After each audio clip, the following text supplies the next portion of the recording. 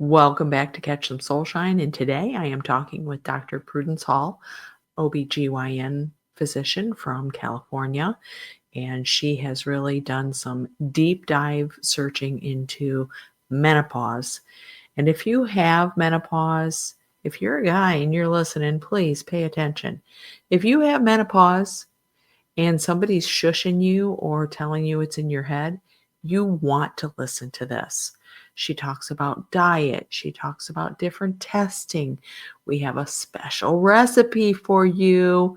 So tune in and don't miss this one because it is steeped with information. Also, don't forget to subscribe, like, share this podcast with your friends. I'd really appreciate it. Today, I am joined by Dr. Prudence Hall. I met her on, was it LinkedIn, I believe? Yes. And I'm going to let her introduce herself, and then we're going to dig into some really juicy conversation. Well, thank you, Dawn. I've been working with women for the last 4 decades as a gynecologist, and very rapidly when I went into private practice, I became concerned about how menopause had been taught to me, and I realized that I knew very, very little about it. So I went into the classroom one more time for another 40 years, and I've come up with ways of helping women navigate some of the most difficult trajectories or times of their life. And women come to me all the time saying, I just have no idea who I am anymore, or I have no reason to live, something's off. And so hormones really have propelled me into a much greater sense of serving women. And I come from a family of 4 girls, and my youngest sibling is a brother. So I really feel very comfortable in the arena of women and talking and chattering and coming up with how to make decisions for ourselves and how to follow through on those decisions and to stay healthy and radiant our entire lives, and to really at the end of our life say, that was a life well lived. It was a life that came from my passion and my desires, my best self. So I'm delighted to be here with you. That is like the whole enchilada, the whole premise of this podcast is really awakening your brilliance after some of life's darkest moments. And really, menopause can be a really dark moment in someone's life. In fact, just recently, and I'm so glad you're here because I've been dealing with this hip pain, excruciating hip pain. And so I let it go for a while, and I'm thinking, well, I don't know. I don't really know what it is. Maybe it's arthritis. So I went to the doctor and got an x-ray, and no, your x-ray's fine. You have no arthritis. And so I did some digging and some research, and I discovered how the estrogen levels impact the tendons and all that in your hip. And it's very common during menopause. Very common of our life if we don't handle menopause in a good way for the rest of our life. It's terrible. And I had taken hormone replacement therapy maybe 10 years ago, and I ended up with a DVT in my left lower leg. So that's not an option for me. So what do you have to say about that? I'm going to pick your brain. I would say it definitely is an option for you, and it depends on what created that DVT. So there's a genetic component to it. There is sugar is involved in forming DVTs. Any kind of inflammatory process is involved in that. Definitely sitting on an airplane and not moving enough, or keeping the foot on the, immobility definitely does that. So I have many women come to me with a history of a DVT on the birth control pill, and it's well known that the birth control pill can increase, a DVT is a deep vein thrombosis. So that's when a blood clot forms in the legs, and those blood clots can migrate to the heart and the chest, causing a pulmonary embolus, which can be fatal. So, I like to review with people if there were some type of a mitigating cause for this, if they were on birth control pills or other non-bioidentical hormones like Premarin, Provera. These are some of the older hormones that are still widely in use. Data from bioidentical hormones, which is my specialty, and that's exactly the same hormones that our body makes. Well, it's not increased on the bioidentical hormones in terms of having a DVT. However, you had a DVT, and that places you at higher risk.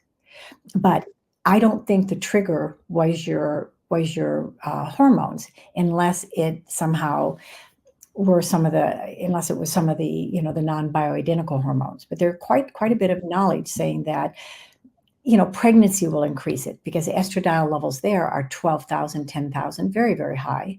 And there's a lot of pressure from the uterus on the vasculature, especially the legs. So there's not the blood flowing back from the legs up to the heart can be slowed down. I usually put women on fish oil, and I just have to show this. This is my newest find. I have nothing to do with this company, but I did interview the owner, and this is a very, very inexpensive and the best fish oil I think you can get. But really, any kind of fish oil that's pure and that they haven't heated and ruined and stuff like that is good. And that thins the blood. Regular exercise thins the blood. If you're working to, some people will really be doing like this with their toes, back and forth with their, flexion, dorsiflexion, pointing, and that really helps a lot. But I take care of a lot of people who have had DVDs and DVDs, and I put them on hormones, and they've never had another one. So, Well, I have to say that my dad had a DVT before he passed away, and I was in a sedentary job, sitting all day. mhm, And I think I had just traveled and I was sick. mhm. So I often joke with the doctor, well, I was the perfect storm. I was just Yeah, waiting for something to happen. Um, so yeah, those desk jobs, I've seen a lot of the exercise pedal things that you can put at your desk, and I yeah, think those are fabulous to keep the blood flowing and keep things going. So, what are some of the things that you specifically notice with women, especially that are, menopausal and they're having all these issues, these mental issues or concentration issues? yeah. So first, just to kind of tag onto the same conversation we're having, I always look at the risk of something versus the benefits. So Yeah. when I see women, and so the risk would be an unusual presentation with a deep vein thrombosis, something like that. And then when I look at women, what they tell me is that their brain is foggy. They can't remember as well. They develop more ADHD. They get depressed. They get anxious and very irritable. So the brain is a target organ for estrogen. And Dale Mhm. Bredesen, brilliant luminary in the field of neuroregeneration. And I love this guy and was just in a conference with him over the weekend. He has told me that personally, that estradiol is very important for women's brains, and testosterone is the most important thing to help prevent Alzheimer's disease, ALS, Parkinson's disease in men. So aside from those things, so women come in really feeling that they're depressed and anxious and sometimes a little paranoid because the brain is the target. Also, women come in gaining 30, 40, 50 pounds. Very common with women I've seen. And it's just like, there's nothing I can do about this weight gain. I'm exercising, I'm eating right.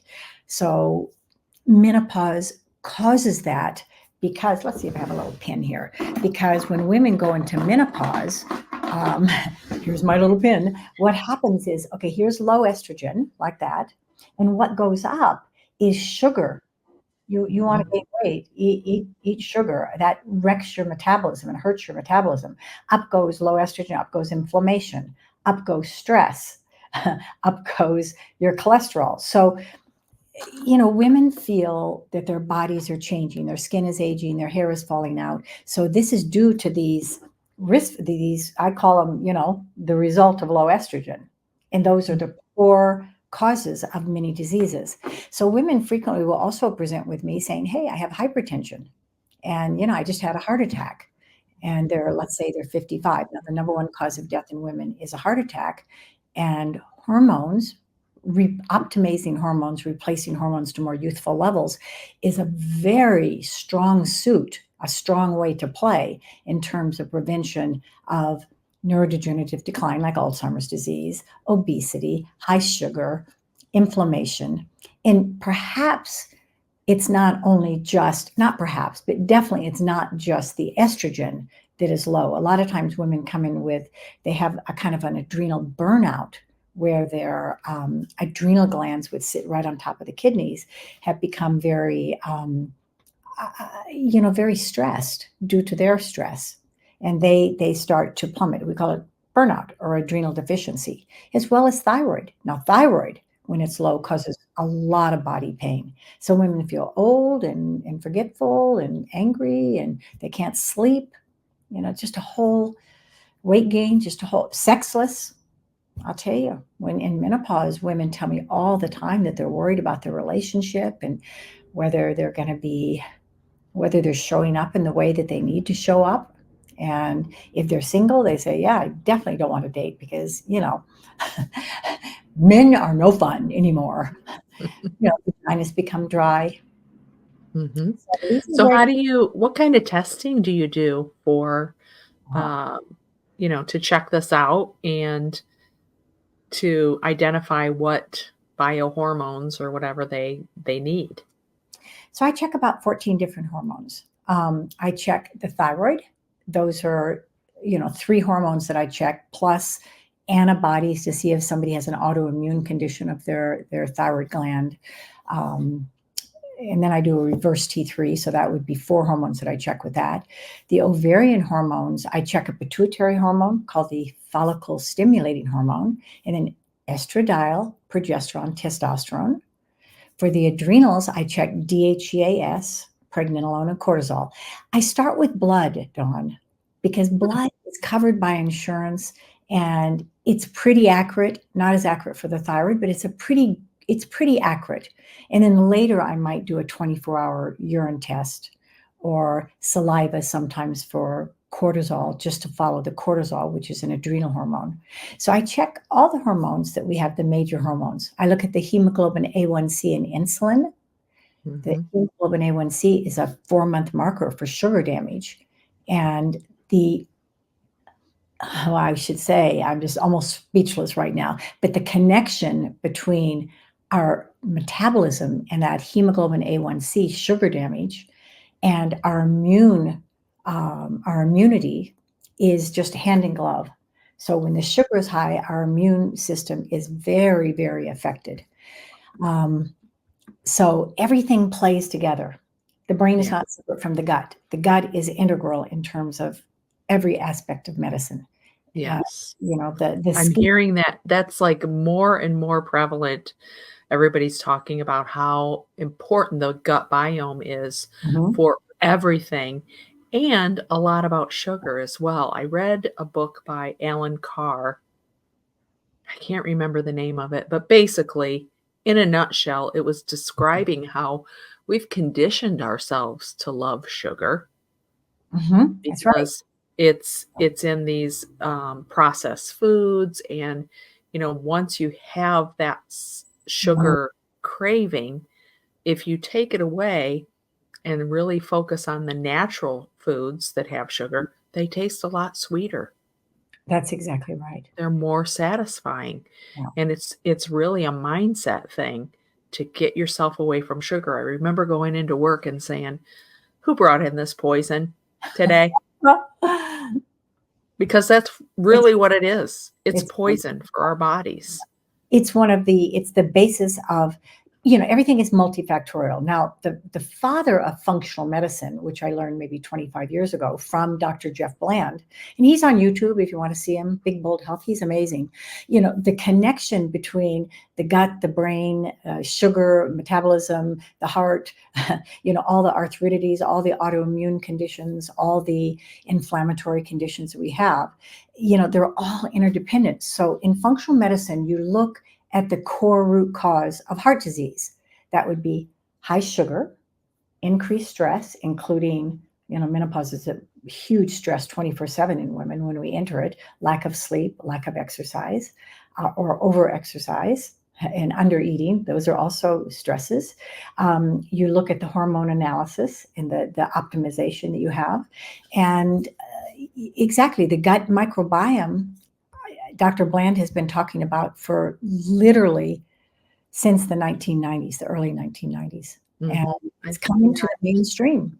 It really is. Yeah. You're about I want to say about the fourth person that I've had on here that really is talking about the gut biome. And I've been doing a lot of reading about it too. And it's fascinating how important it is. It definitely, Dawn. And what happens is in menopause, due to the inflammation, the higher sugar, the higher stress that we're experiencing, the gut goes out. So that means that women experience bloating, GERD, all kinds of digestive issues. And I was out of my residency for about 3 years before I put that connection into menopause. I mean, what are all these middle-aged women doing talking about food? And I thought really that they had things like gluten intolerance, dairy intolerance, corn intolerance, those major kinds of food intolerance. But really, it was the gut microbiome that had changed due to hormones, and that's one of the interactions. And then it was downhill. There was much more inflammation, much more food allergies. Once that membrane that lines the gut starts to break down, it becomes hyperpermeable. That means there are lots of spaces, or leaky gut, to use it in a layman's terms.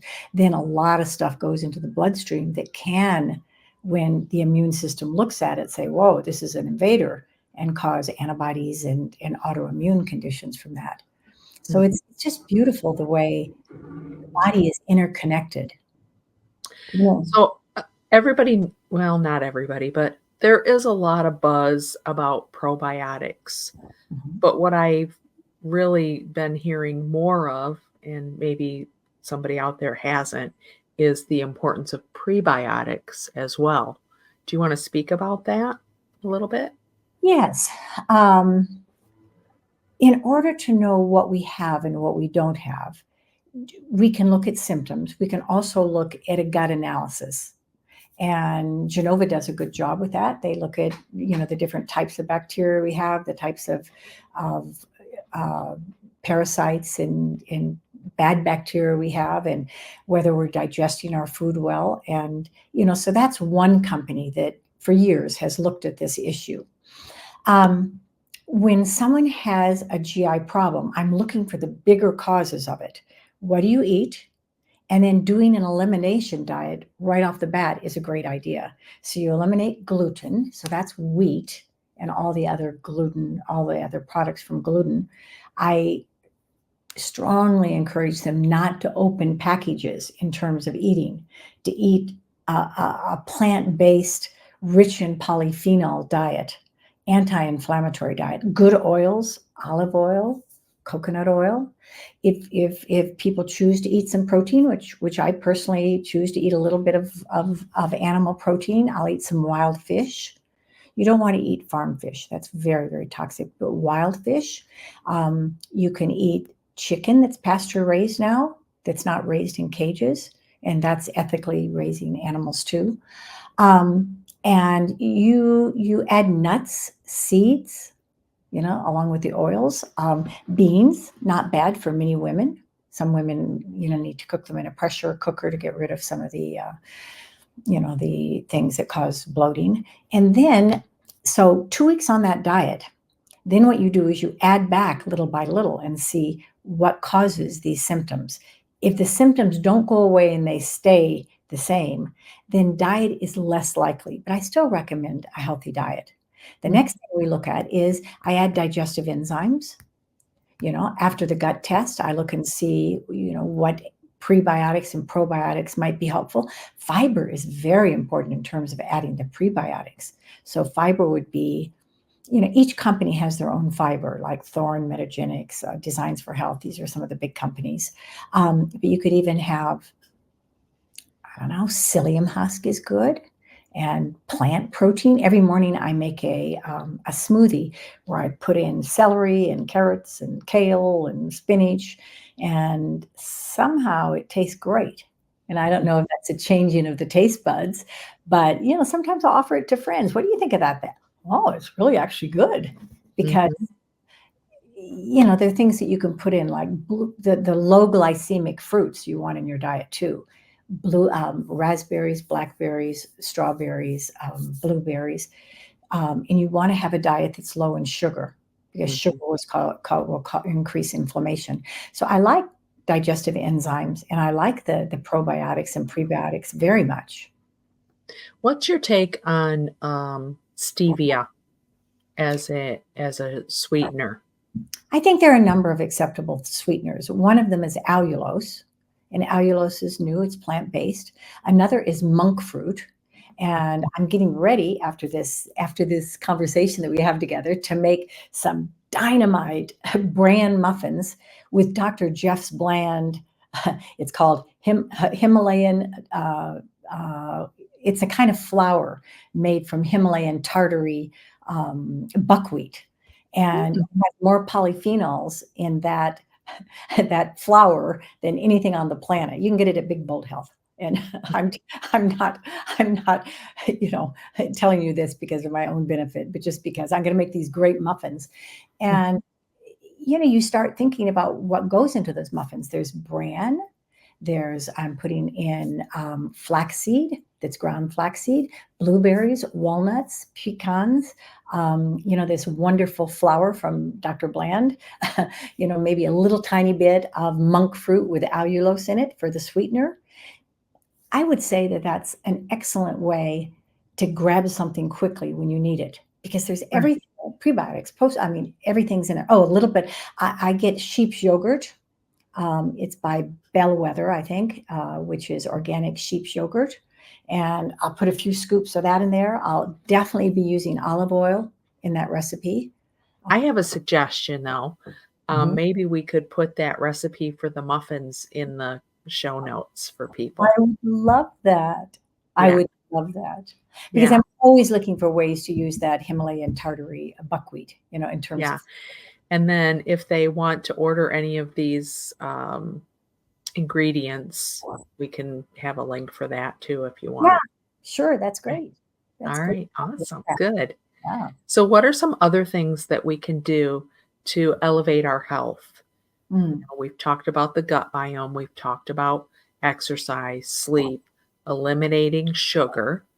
Um, you know me, I'm really big on creativity, and it's something that as we age and we grow older, we can put by the wayside. There's a lot of research out about that now too, about how exercising that creative muscle, whether it be cooking, like you were talking about, adding all these luscious ingredients into something that you're making, or dancing, or singing, or Mm. doing some art. Those are all really important things for brain health. Do you want to speak on that a little bit? So there were some beautiful studies going on with Alzheimer's disease patients who were very, very advanced. And when they played music from the era that they were in, their memory came back to some degree, much more than it was most of the day. Like they would talk about people from that era when they really weren't even speaking. Um, and music goes to a certain part of the brain. So when you're singing, when you're dancing, this really accesses different parts of the brain. And, there's something about flow in terms of bringing us into the present moment too, and keeping us out of the past or the future. So I would love to hear your ideas or some of the ideas that you've really been kicking around because, my thing is follow your passion, follow Mhm, what lights you up and what makes you happy. And our creativity is something that separates us from most of the animal kingdom.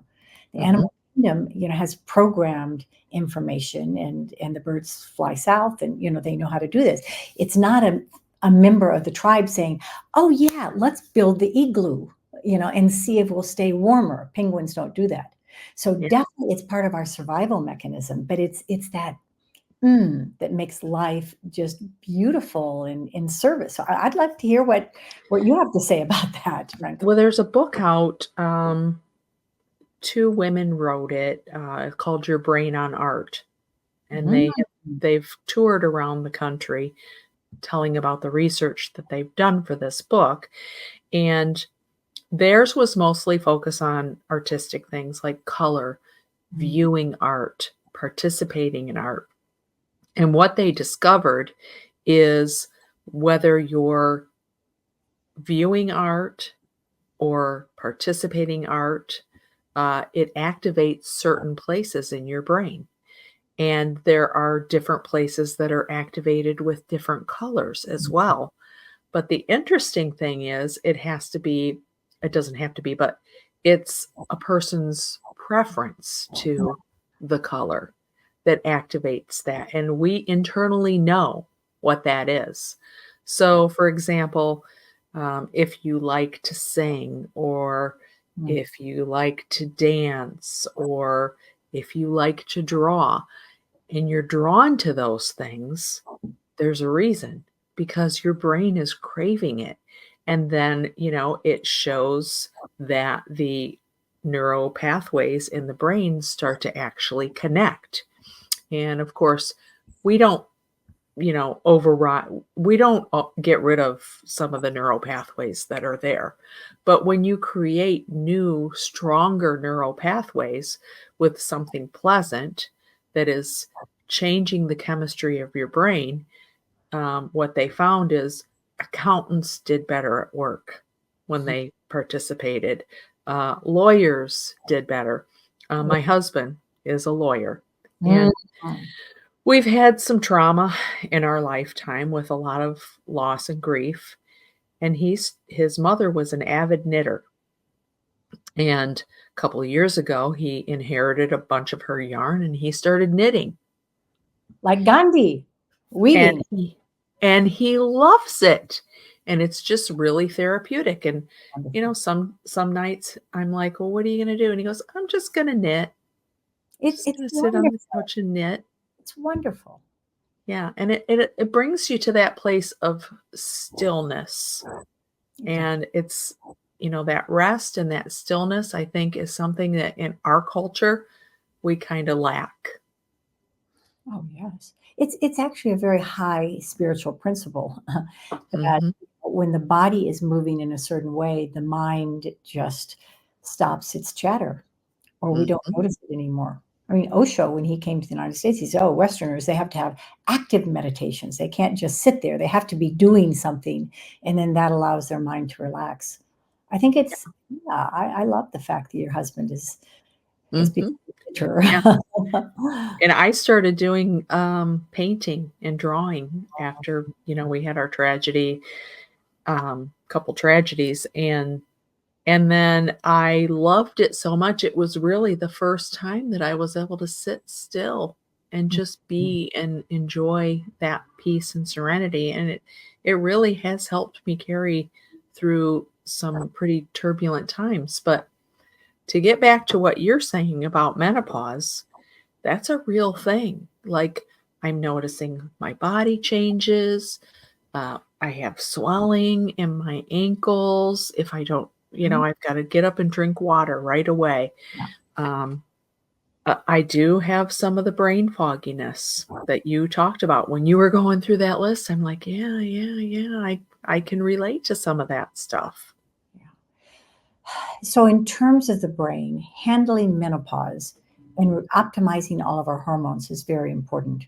So, the three major systems that will increase forgetfulness and dementia would be low thyroid, low estradiol, and for men, low testosterone. Oh, look at that. Oh, he gets the balloons. That was a creative moment, guys. I created those. Yeah, yeah.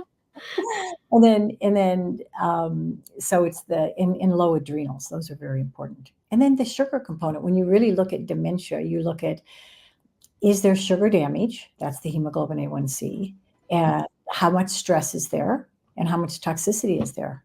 So, one way to optimize the thyroid gland and to help the brain to work better is 3 Brazil nuts a day and iodine. And we don't know exactly how much iodine is ideal. In Japan, they're probably consume 12.5 or 12 or 8 to 12, something like that, milligrams of iodine. So we're not talking about micrograms, we're talking about milligrams. But that really is a way to maintain your thyroid gland, because both of those, selenium and iodine, are needed to make to make each thyroid molecule that you have. So you can optimize your ovaries by eating well, by decreasing stress, by smart exercise where you're not exhausting yourself from exercise. And that's something that all of us can do. Sleeping 8 hours is very important. And perimenopause starts in our mid to late 30s. I have hundreds, thousands of patients who really they start to notice their decline at that point. PMS, I used to have a day and now I have a week and a half, and it's destroying my life. It might be the weight, it might be the forgetfulness, the hair loss. I can't sleep. I'm waking up in the middle of the night. I've been such a good sleeper most of my life. So these symptoms start to creep in. And by our early 40s, 95% of women are in perimenopause. It doesn't mean that they're suffering greatly, but a lot of them do. And one of the things that I think shows a real lack of integrity in my field is that doctors will respond, "Oh, it must be in your head," or "Are you imagining things?" And it's like, hell no, absolutely not. These are real things. And it's our responsibility as patients to be able to clearly present to the person they're working with what symptoms they have. And it's definitely the responsibility of anyone who takes care of menopausal women or women in general, just in life. We can just say in life, to listen to what other people are saying, believe what they're saying when they're talking about themselves. So, have these conversations with your doctor. Wait, you just said I'm too young to be in menopause. Can we measure the hormones? I need to have my hormones measured. And when they say, "Oh, hormones are dangerous," well, there's a book I might even have behind me. Yeah, here it is. Estrogen Matters. I have so many books behind me, but listen, Estrogen Matters, great book. He was, Avram Blooming was at USC, which is where I did my residency program, and actually my MD degree too. So he goes into this in great detail, talking about why estrogen matters in the body in terms of bone building, muscle building, and prevention of all these diseases and symptom control. Now, my medical board doesn't allow me to say anything about that except to say it's great for osteoporosis. That's true. And also that it helps to prevent symptoms, which I assure you it does. But these other things are well known, well documented. So integrity in my field is to talk about data that's out there. It's not just to follow guidelines that who knows how people come up with these guidelines, or who's behind it, or what big companies might be propagating some of these ideas. We keep our own best interest in our hands in many ways. Yeah, you have to be your own advocate. How can people find you? I'm on YouTube and Instagram, and my website is thehallcenter.com. I have a book on menopause called Radiant Again and Forever that I wrote. And Suzanne Summers kept telling me, "Prudence, you got to write this book." And I was like, "Oh, Suzanne, I'm so busy." And she said, "Look, I'll write the forward. Write the book, I'll write the forward." So she wrote the forward to the book, and it's for free. It's on my website, thehallcenter.com, www.thehallcenter.com. And it's just free. It just downloads to your email, and there's lots of information. Awesome.